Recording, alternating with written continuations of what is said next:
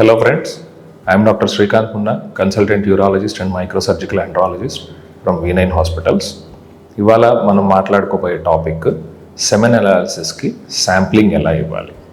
So చాలామంది మన దగ్గరికి రిపోర్ట్స్ పట్టుకొని వస్తూ ఉంటారు. రిపోర్ట్లో అబ్నార్మల్ వాల్యూస్ ఎక్కువగా ఉంటాయి.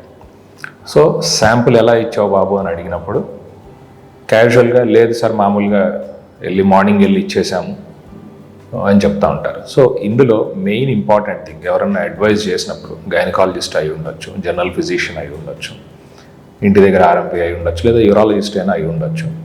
ఒక్కొక్కసారి ఇన్స్ట్రక్షన్స్ ఇవ్వకుండా పిల్లలు పుట్టలేదు, లేదా పిల్లలు పుట్టడానికి లేట్ అవుతుంది, లేదా పిల్లలు పుడతారా లేదా భయం ఉంది నాకు చెక్ చేయించుకోవడానికి వచ్చాను అన్నప్పుడు క్యాజువల్గా సెమెన్ అనాలిసిస్ అని రాసి ఒకవేళ ఇస్తే దానికి తీసుకోవాల్సిన మెయిన్ జాగ్రత్తలు ఏంటంటే గ్యాపింగ్. సో ఫస్ట్ శాంపిల్ ఇవ్వాలి అన్నప్పుడు మినిమం గ్యాప్ 2 days ఉండాలి.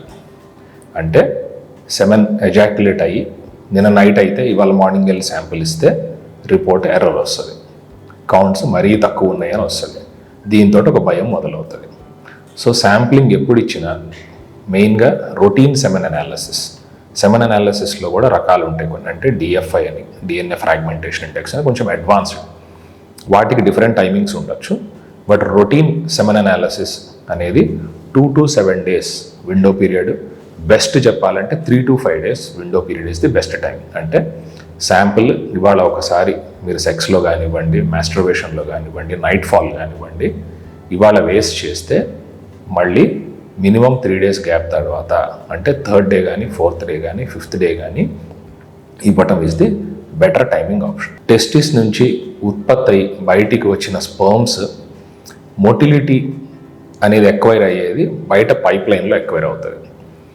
ఈ మోటిలిటీ ఎక్వైర్ అయ్యి అవి స్విమ్ చేసే కెపాసిటీ పీక్లో ఉన్నప్పుడు మనం ఎజాక్యులేషన్ తోటి ఆ శాంపిల్ని బయటికి తీసుకొచ్చి ప్రాసెసింగ్కి ఇచ్చినప్పుడు రిపోర్ట్ బెటర్గా ఉంటుంది.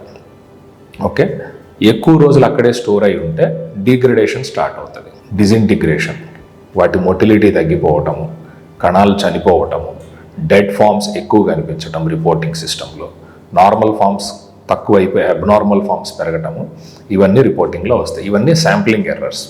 సో 3 to 5 days గ్యాప్ ఇవ్వటం ఇంపార్టెంట్. రెండవది, చాలామంది అడుగుతూ ఉంటారు, సెక్స్లో చేసేటప్పుడు నాకు ఎక్కువ ఉత్తేజం వస్తుందండి, అప్పుడు ఎక్కువ వస్తుంది క్వాంటిటీ, శాంపుల్ ఇచ్చేటప్పుడు చాలా తక్కువ వచ్చింది, అందుకని రిపోర్ట్ అబ్నార్మల్గా వచ్చింది, నేను మళ్ళీ శాంపుల్ ఇస్తాను అని.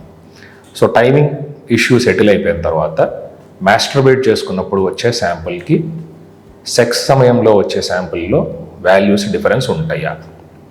ఉండొచ్చు కొన్ని పారామీటర్స్లో. మెయిన్గా దేంట్లో ఉంటుందంటే వాల్యూమ్. ఎగ్జైట్మెంట్ అయినప్పుడు ఈ స్పర్మ్ సెల్స్కి సప్లిమెంట్ న్యూట్రిషన్ ఇచ్చే వేరే గ్రంథులు ఉంటాయి, సెమైనల్ వెసైకిల్స్. సెమైనల్ ఫ్లూయిడ్ యాక్చువల్గా వీర్యం క్వాంటిటీ బయటకు వచ్చింది అది ఒక 2.5 ml ఉంటే టెస్టిస్ నుంచి వీరే కణాలని తీసుకొచ్చే క్వాంటిటీ అందులో 0.5 ml ఉంటుంది.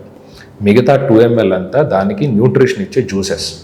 అంటే మనం సపోజ్ ఒక వాటర్ మెలన్ కరిబూజా జ్యూస్ చేస్తే అందులో ముక్కలు ఏవైతే మెయిన్ ఉంటాయో అవి వీరే కణాలు అనుకుంటే, మిగతా ఇంగ్రీడియంట్స్ అన్నీ మనం యాడ్ చేసేవన్నీ సప్లిమెంట్ కోసం ఆ జ్యూస్ని మంచి ఫార్మాట్లోకి తీసుకొచ్చి టేస్టీగా అనిపించడానికి ఏదైతే మనం చేస్తామో, అట్లాగే ఈ జ్యూసెస్ సెమైనల్ ఫ్లూయిడ్ నుంచి వచ్చే జ్యూసెస్ ఈ వీర్యాన్ని ట్రాన్స్పోర్ట్ మీడియా, అంటే ముందుకు తీసుకెళ్ళటానికి వాల్యూమ్ ఉండాలి.